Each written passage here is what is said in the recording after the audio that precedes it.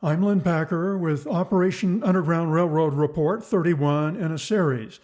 This episode, Tim Ballard under attack, the sexual misconduct accusations against him.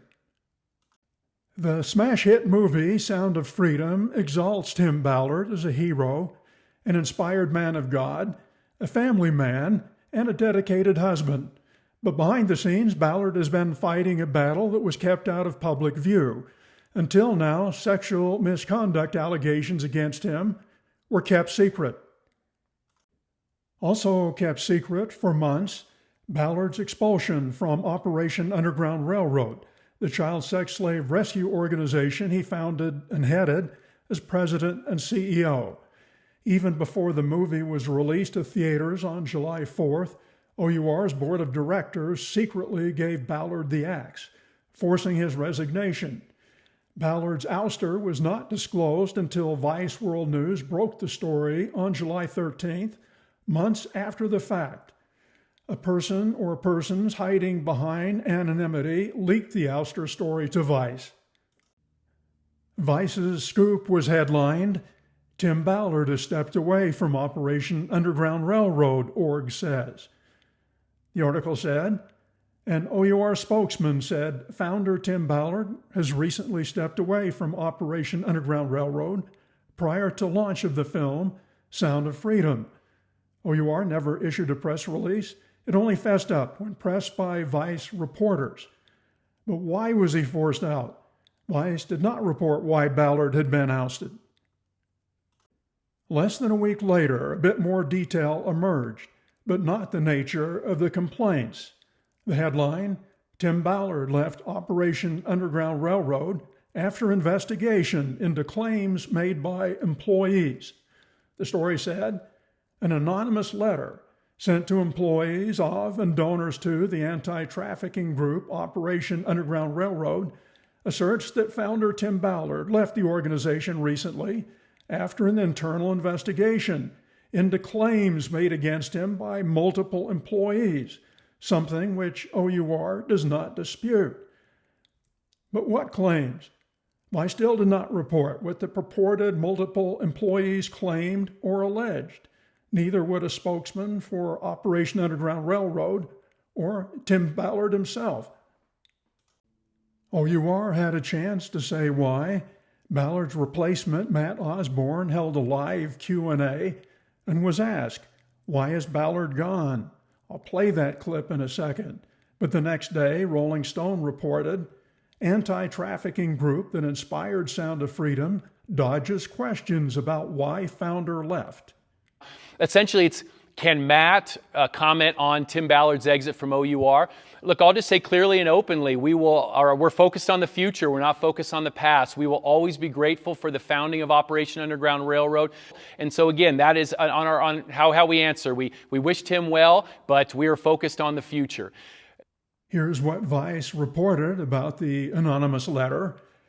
The letter claims that an OUR employee who accompanied Ballard on an undercover operation abroad filed a complaint against him with OUR's Human Resources Department after the trip, and that a follow-up investigation culminated in his resignation. Alleging what? Here's what Vice knew from the letter but did not report. Neither has any news outlet until now. The anonymous letter said what was alleged. Several weeks ago, an OUR employee who accompanied Tim on an undercover operation filed a sexual harassment complaint against him with OUR's HR department. That's what it was about. Went on to say, it was ultimately revealed through disturbingly specific and parallel accounts that Tim has been deceitfully and extensively grooming and manipulating multiple women for the past 2 to 3 years, with the ultimate intent of coercing them to participate in sexual acts with him. How well are the letter's claims documented? Not at all. No substantiation. The letter does not name names, offers no detail, no proof. Some or all of the accusations could be true, motivated by sincere concern. Some or all of the accusations could be false, motivated by jealousy, revenge, or blackmail. Here's what's clear. Something the OUR board learned during its investigation led to a drastic action at an extremely bad time for Ballard. It was near the time Sound of Freedom was to be released. What's not clear, the accusations the board investigated and whether Ballard was forced out based on fact or only suspicion. Question, some of the alleged misconduct, if true, could have violated criminal law. Did the board report those suspicions to law enforcement for investigation? They're not saying. What's true? Ballard was accused of sexual wrongdoing. What remains unproven, whether the accusations are true or whether they are malicious and false. Of course, Ballard knew about allegations not disclosed to the public, which gave him time to launch a preemptive counterattack. He forecast, lies are coming. Hey guys, it will never cease to amaze me how far the godless leftist media will go to run interference for human traffickers. They're throwing everything at me right now. It's not going to stop. Expect every lie. At this point, I have been accused of everything but murder. So I want you just to expect more to come, including probably that I've killed people. Ballard also posted photos on social media to shore up his image as a loving husband, good father, including a shot of him and his wife Catherine and 9 children in white clothing in front of an LDS temple. On the next few slides, I'll pose questions that Ballard, OUR, and Angel Studios should answer, but won't. I'll give answers provided by sources with indirect knowledge. Are the sex allegations only recent? No. During a 3-year criminal investigation that concluded without charges, some witnesses who do not want to be identified became aware that others had accused Ballard of sexual misconduct, ranging from unwelcome propositions to consensual affairs. It's my understanding that had there been any allegations of improper sexual conduct, they would have been disregarded by investigators as beyond the scope of the suspected illegal activity they were looking into. When contacted for confirmation or denial, Davis County Attorney Troy Rawlings declined comment. Was a sexual harassment lawsuit once filed against Ballard? Again, what I know from indirect sources, a former OUR operative claims another female OUR employee filed a civil sexual misconduct lawsuit against Ballard, perhaps 3 years ago. The source provided no proof, no precise date, no case number, and no court where it may have been filed. A search of court records failed to show any such lawsuit, but in some cases, lawsuits can be filed under seal or filed and quickly settled, then sealed. If true, Ballard and OUR may have covered up the lawsuit by requiring the employee to sign a non-disclosure agreement as part of a financial settlement, if any. Did Ballard recruit any female complainants to act as his wife on child rescue operations? 2 sources in contact with people who have direct knowledge say Ballard engaged more than 1 woman to act as his wife. Some lurid emails or text messages may have been exchanged between Ballard and 1 or more undercover wife. Ballard reportedly claims that any salacious chit-chat or any hand-holding was done only to preserve their cover. Did someone refer Ballard's alleged indiscretions to his LDS Church leaders? A source says he was told that 1 or more female complainants, or perhaps additionally a husband, advised Ballard's LDS Church authorities of their allegations. It's believed that LDS leaders engaged an attorney to look into those accusations against Ballard. An LDS Media Affairs spokesman declined to confirm or deny. From day one, Ballard has held himself out as a man of God. One example, a story published by the Mormon church-friendly publication LDS Living, Ballard talked about spiritual experiences that led to his decision to track down pedophiles as a government agent and later to found OUR. The article said, after fasting and praying with his wife, Catherine, the couple felt strongly that the answer was yes. Ballard and his wife went to the temple for guidance.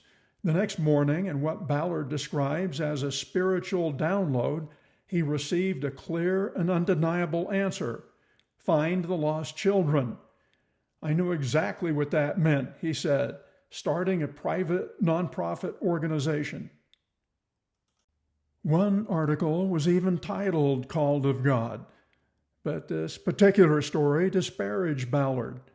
Meg Conley, a writer and fellow LDS ward member, wrote Ballard told her he'd been called to this work by God. She was invited to document her experience acting as an operative, where, like Ballard, she would be fake arrested. But her article called the op disturbingly amateurish. Ballard, on more than one occasion, has called Conley a hater and a liar and defended his calling. She agrees to come, and she writes a story called Called of God. And she says, Tim Ballard told me he'd been called of God.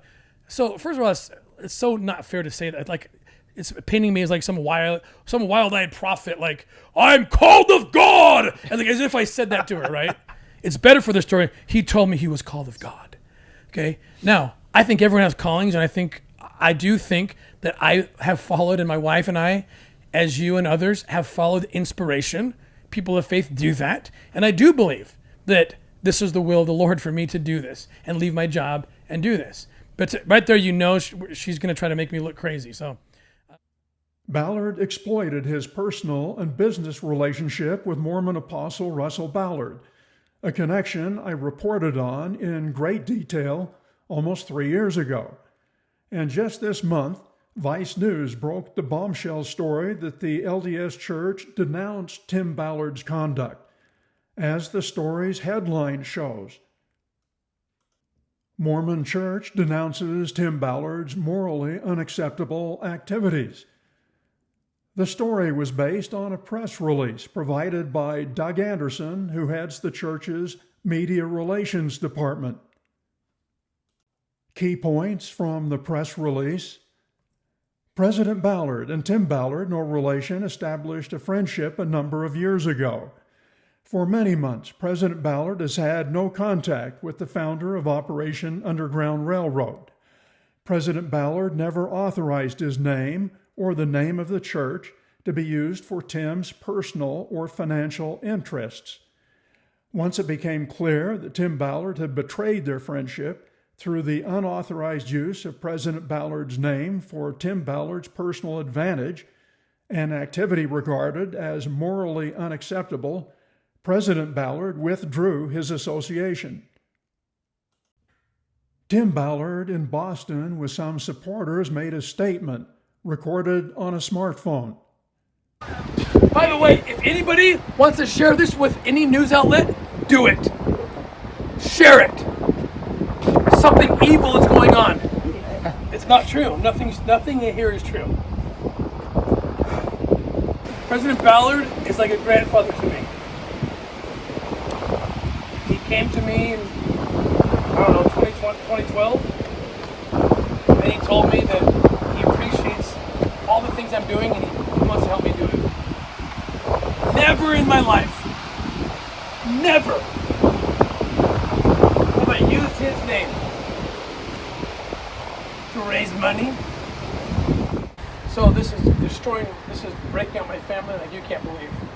I don't believe the church did this. I truly don't. Me neither. Can you imagine that the Church of Jesus Christ of Latter-day Saints would publicly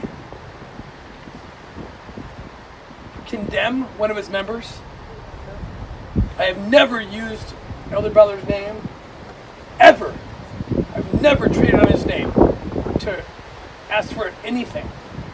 I've never had any business dealings with him.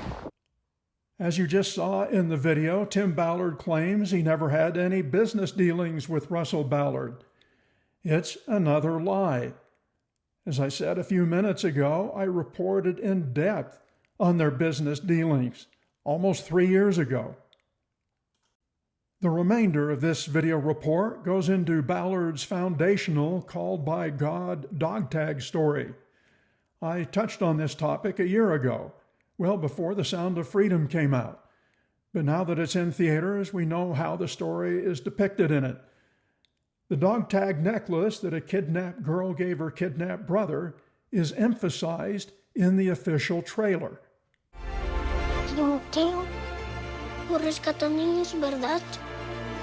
¿Puedes ayudarme a encontrar mi hermana? Te lo prometo.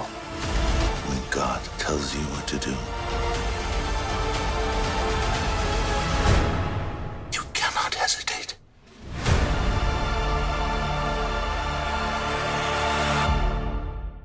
The movie's main plot has Ballard rescuing a 7-year-old boy who was kidnapped along with his sister by brutal traffickers. When the boy asks Ballard to find his sister, he's gifted the dog tags, and Ballard discovers his life's mission, rescuing children from sex slavery. I had an experience once with a child. It's actually depicted in The Sound of Freedom. So it's a real scene where I was seeing this child who I had already seen the videos of him being raped by the pedophile who's driving the van.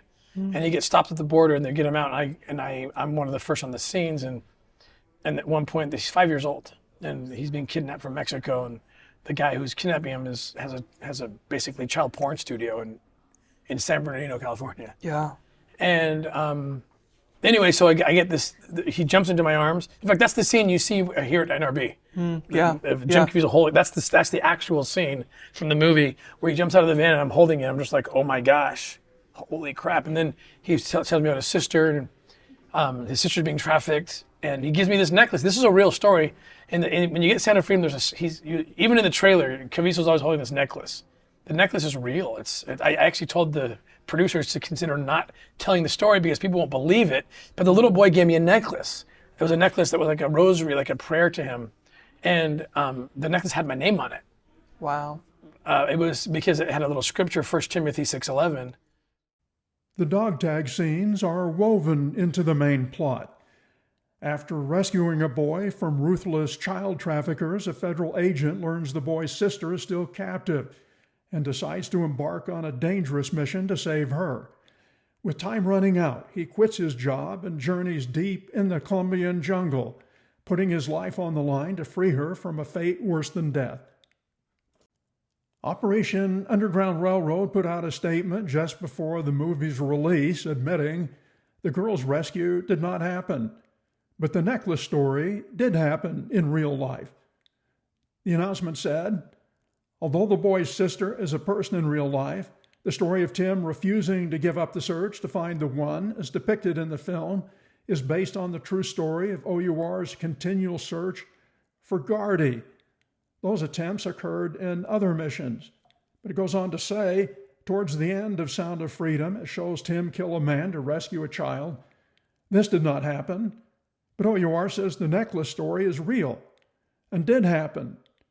In the film, after Tim rescues the boy, he gifts him a dog tag type necklace with Timoteo written on it. True to the real story, the little boy's sister had given her brother this necklace in the movie before they were separated. A few days later, and a day after the movie was released, Angel Studios issued a disclaimer. There's a scene towards the end where Tim is shown killing a man to rescue a child. This depiction does not reflect reality. While Miguel's sister is a real person and was rescued only 24 hours after her little brother was found, in the movie, after Tim Ballard rescues Miguel, the young boy presents him with a dog tag necklace inscribed with the name Timoteo. This scene is true to the real story, as Miguel's sister had given him the necklace in the movie before they were separated. This caution for Sound of Freedom fans: there is no factual support for Ballard's dog tag story. The one both OUR and Angel Studios say is true, even after admitting the girl's rescue as a sex slave from a Colombian drug lord, is complete fiction. Furthermore, the movie left out the even more transformational and more spiritual part of Ballard's dog tag story, one he tells again and again, which also has no factual support. Neither OUR nor Angel Studios did any fact-checking. I'll do it for them, no charge. We'll first back up in time, and I'll set the stage. In one of many versions of Ballard's necklace story, he describes what happened leading up to his life and career-changing incident that was sort of a miracle. Here's a 2.5-minute excerpt from the speech. Principal, I want to take you back to July 3rd, 2006. I was a special agent with the U.S. government at that time, and I was on the border, and I had this life-altering case. The footage you're going to see here is real footage, by the way.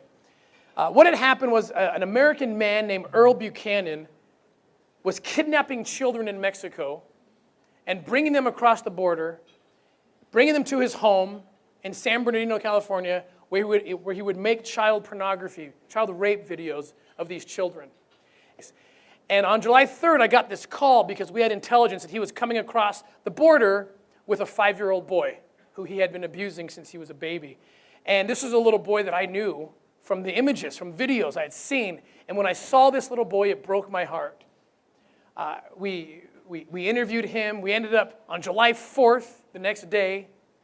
It was not lost on us. At Independence Day, we raided this guy's compound and found 12 other children who he had been doing this to. Now, when I came home from that case, I was gone for 2 or 3 days, no sleep. I'm driving home, and I'm ready to quit. I'd been doing this for a few years, and I thought this was the first time I'd seen a child from the videos that we were analyzing, and I was done. And I was playing this kind of mental game with myself. I was driving down Highway 8. I lived in the little border town of El Centro, California, and there's 2 off-ramps. And the first off-ramp is 4th Street, which goes to the aftercare home where this little boy was recuperating. We had found his sister, by the way. She had also been being abused in this guy's compound up in San Bernardino. And if I got off on 4th Street, which I was supposed to do to go check in with the little boy and see how he was doing, then this mental game I was playing with myself, that meant I was going to stay in this fight. I was going to continue in this. If I skipped 4th Street and went to Dogwood exit, I was going home. Again, small town, 2 exits.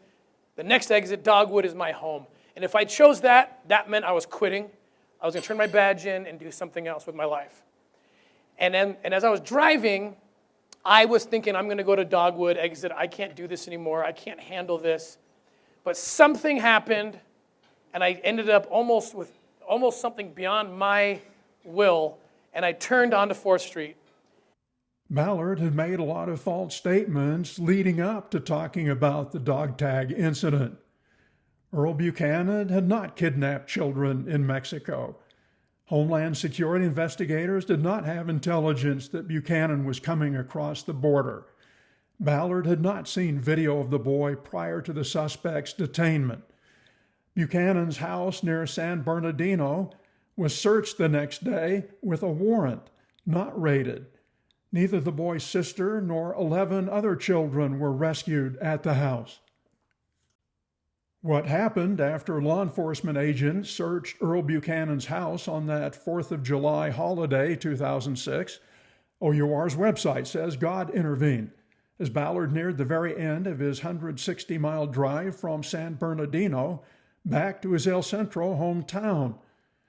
OUR says, after being on the clock for a hard 48 hours, Tim was finally driving back to his little town in El Centro. His eyes were welling up with tears. The intensity and traumatic nature of his work inundated his mind and heart. The weight of children's lives, the tremendous darkness, deep disgust for the sadness he constantly witnessed, crushing down on him till he was drowning in thoughts and emotions. Then, surfacing through his tears, he saw swiftly approaching the highway exit for Dogwood Road, the path to his home. Ballard faced a life-altering decision: take the Dogwood exit and go home, or take the 4th Street exit to a shelter and interview the boy. Ballard said, "Something happened to my hand. Something willed my hand to turn off onto 4th Street. The McNeese Shelter Home is off the 4th Street exit. Ballard calls it an aftercare facility, does not call it by its name, McNeese.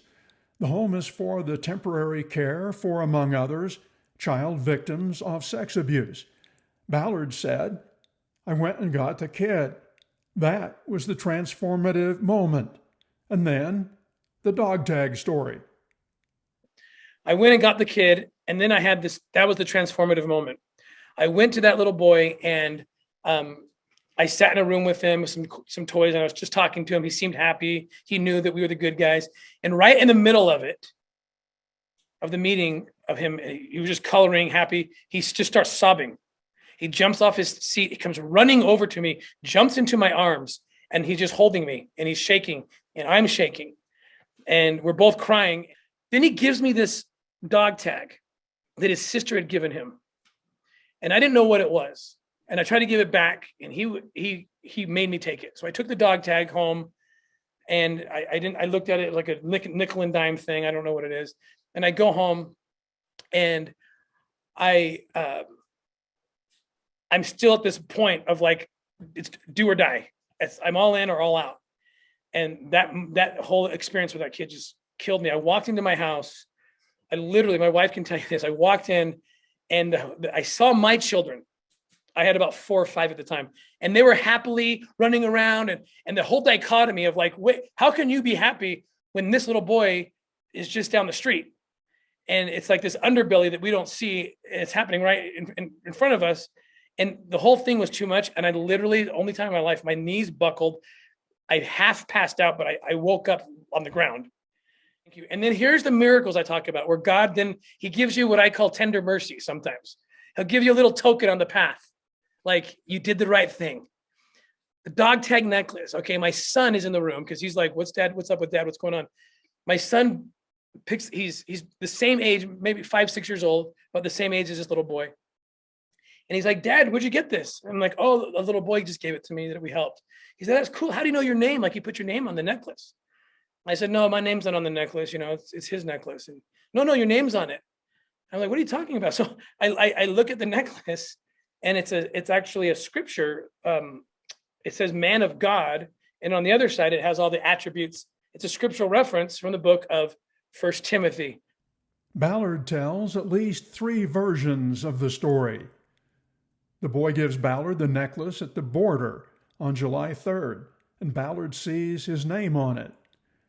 The boy gives Ballard the necklace at the shelter. Then Ballard takes it home, and that same day, July 4th, Ballard's son points out the name on the necklace. Ballard takes the necklace home, where it sits for several weeks until his son comes across it and tells his dad his name is on it. The timeline of Ballard's narrative does not add up. There is no record of Ballard or anyone interviewing the boy at the shelter on that July 4th holiday, when Ballard says he had been awake almost 2 days and was returning to El Centro after a 2.5-hour drive from San Bernardino. There is a record of the boy being interviewed at the shelter the next day, on July 5th, an interview conducted by an assigned caseworker.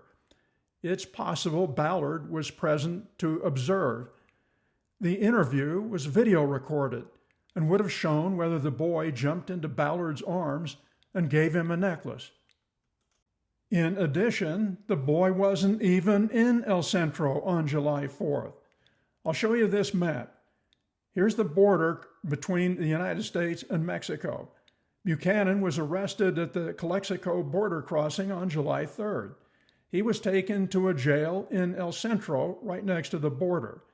The boy, however, was taken to a San Diego hospital for a medical examination. That's where he was on July 4th, the day Ballard insists he interviewed him in El Centro.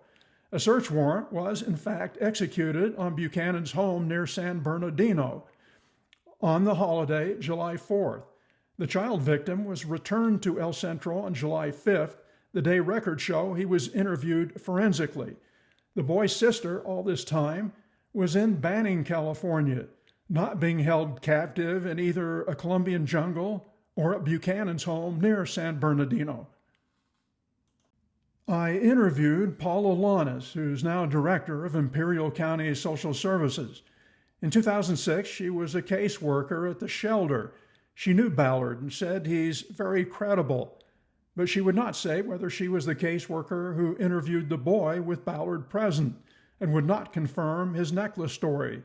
She and the social services attorney said they were protecting the boy's privacy, despite the fact his actual name is in court records, and the fact Ballard has been detailing the case publicly for years.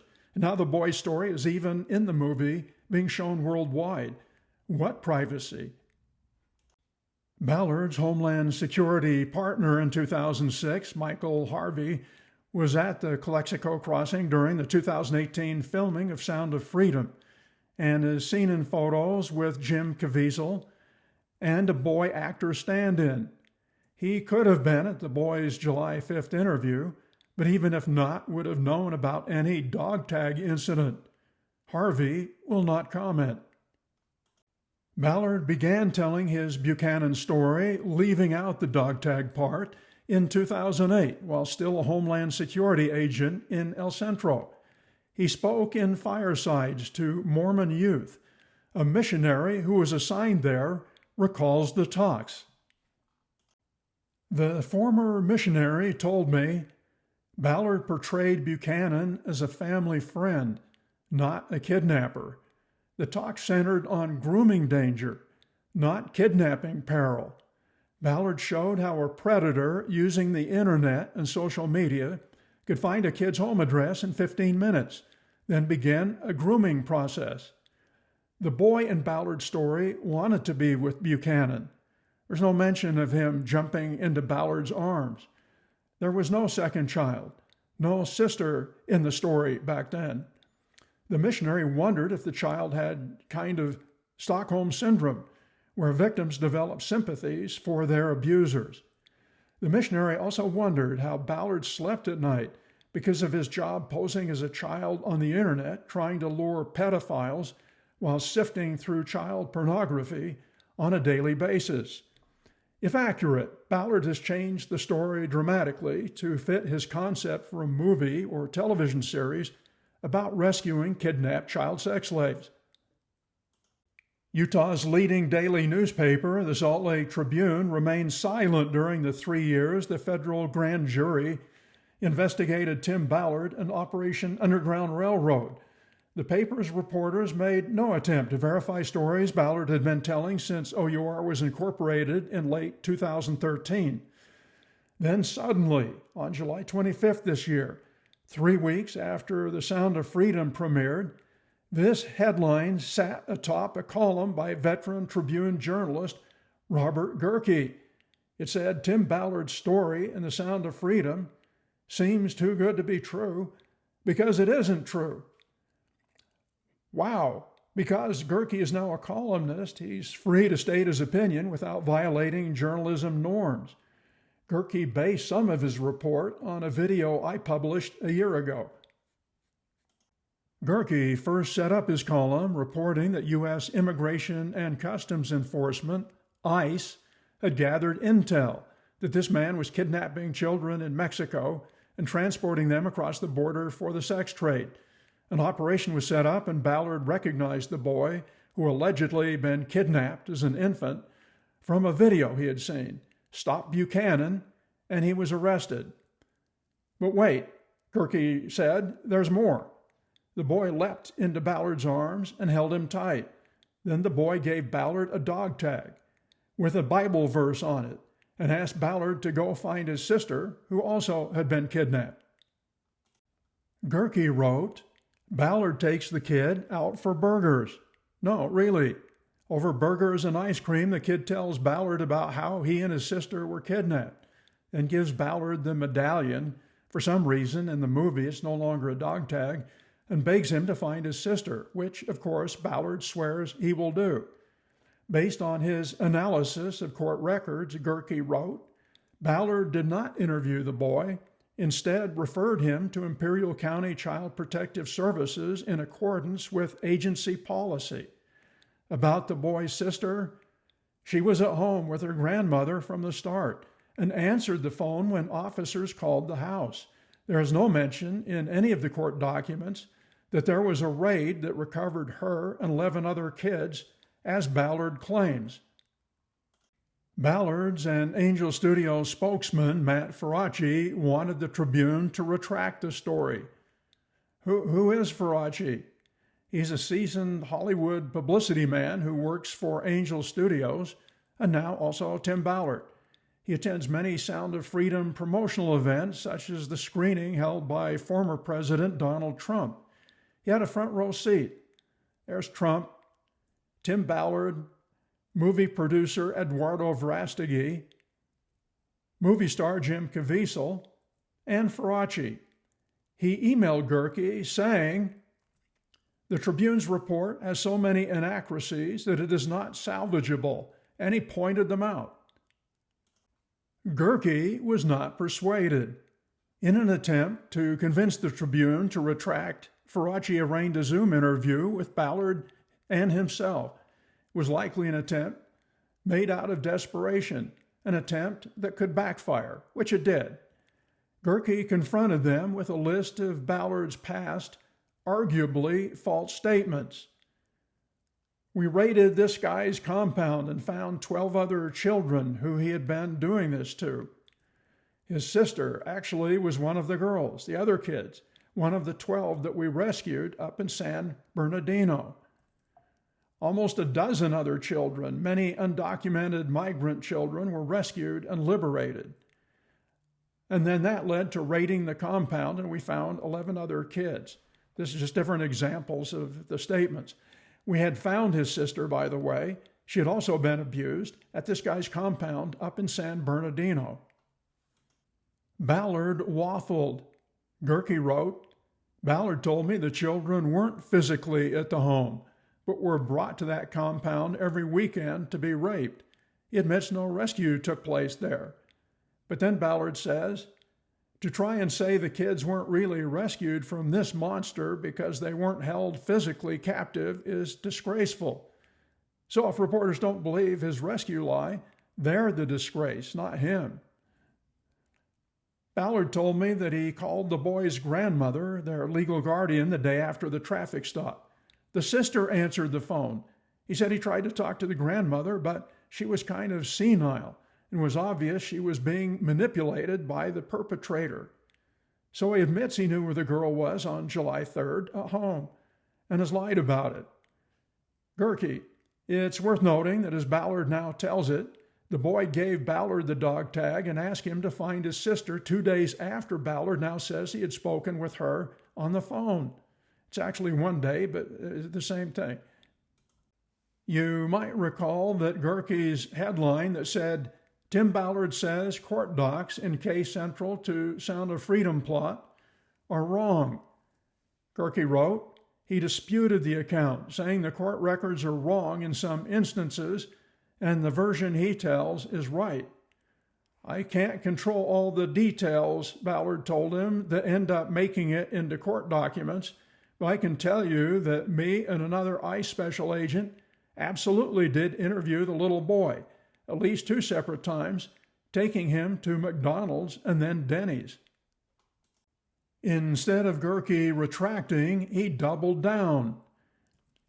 He wrote, "I think that when the average person hears that police raided a home and rescued or found or liberated children, there is a reasonable understanding of what those words mean. I tend to believe sworn court documents over versions of events told years later." After the interview backfired, Ballard could not leave well enough alone. He published a podcast on YouTube referring to anyone who reported unfavorably as haters. He devoted a section to Robert Gehrke. This would never be in a court document. There's no reason. There's a scene with the kid, the true scene. He runs to me. He's crying. He's hugging. We're both sobbing in each other's arms. The aftercare workers are crying like, "What's going on?" And he says, "I don't belong here." And I'm sobbing. And then he gives me this necklace. This is my sister gave this to me. "Will you help me? We got to get her and others out of this guy." And the dog tag story and the hug scene are real. Also, there's some court document that indicates that the kid was interviewed once. What that means is he was forensically interviewed once. A child will only be forensically interviewed once if they're doing their job right. That means that's when they get the kid to say all the gross details, all the horrific things that happened to them. And experts do that. I'm not a forensic interviewer. I didn't attempt to do that. However, I interviewed him at least 3 times. Not about that, but about where he came from, why he was with this guy, who this man is to him, who's, where's his sister, what other kids are hanging out with this guy. I took, and he mocks me, and he says, then Ballard takes the kid out for burgers. No, really? Like, being sarcastic, like, of course he didn't. Yeah, well, I did, okay? I took a little kid out for burgers to try to get to the bottom of it and save other kids. During the Tribune's Zoom interview, Ballard said he took the boy out for burgers twice. In his Hater podcast, he ups that to at least 3 times. In any event, taking a child from a shelter, where it's under the protection of the state and family services attorney, violates protocol. Besides, attorneys prosecuting Buchanan told Buchanan's defense attorney Ballard did not interview the boy at all, not once. So was Ballard lying to prosecutors then, or is he lying to the public now? Tim Ballard has never put forth a single witness or document that would verify any of his dog tag story. Ballard has said the Sound of Freedom storyline is 85% true. The film's co-writer-director, Alejandro Monteverdi, dials back the truth meter a bit. He said, I would dare say that 75% of the film is as accurate as it happened in real life. Angel Studios and OUR already admitted that the main climactic part of the plot, the rescue of a kidnapped girl, did not happen, yet both stood by the necklace yarn that kicks off and ends the plot as having happened. But the facts show that did not happen, which means the movie's main plot is no more than 5% true. That's the end. Thanks for watching. For questions and comments, you can email at lpacker636@gmail.com.